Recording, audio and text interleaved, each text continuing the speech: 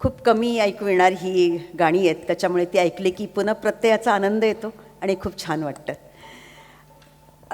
मी इथे रागिणी शहाना बघते, त्या देखील इथे आलेल्या आहेत, नेक्स्ट इयरच्या फर्स्ट लेडी.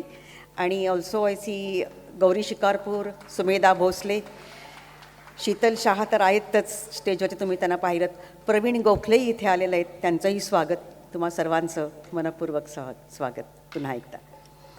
आणि काही मला जर दिसले नाहीत लोक आणि त्यांचे नावं घेतले नाहीत तर प्लीज माफ करा.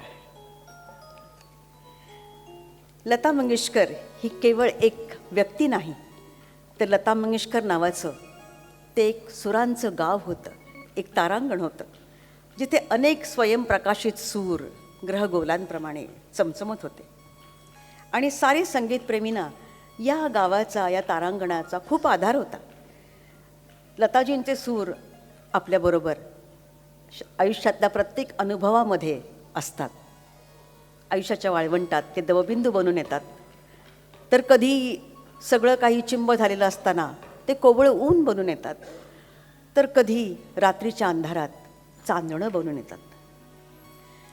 लताबाईंच्या कारकिर्दीला 25 वर्ष झाली तेव्हा मुंबईतल्या सगळ्या साहित्यिक आणि कलाप्रेमी मंडळींनी त्यांना मानपत्र द्यायचं त्यांनी विचार केला होता.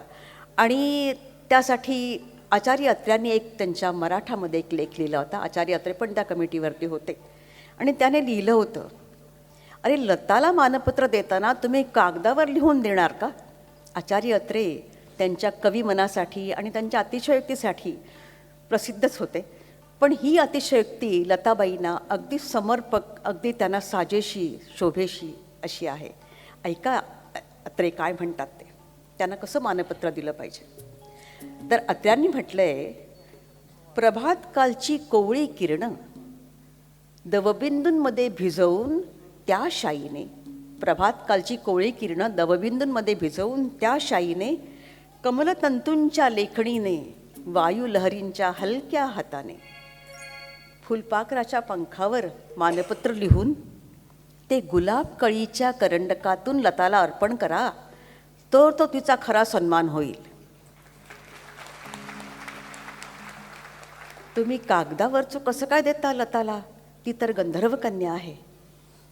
तर ही रसिकता केवळ अत्र्यांकडे, पु ल देशपांडे ह्यांच्याकडेच असू शकते.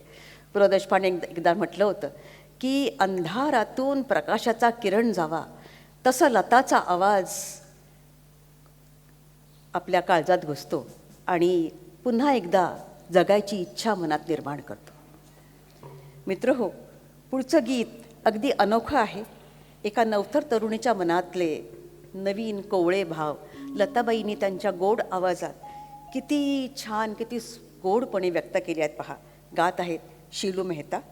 शीलू स्वरसम्राज्ञीच्या या प्रोग्रामसाठी बंगलोरहून इथे येते. गेले 3ही प्रोग्राम शीलू आमच्याबरोबर गायलेली आहे. आणि आता तर ती गायिकेपेक्षा जास्त मैत्रीणच आहे. शीलू मेहता. पुढचं गीत अभिनेत्री ह्या चित्रपटातलं आहे.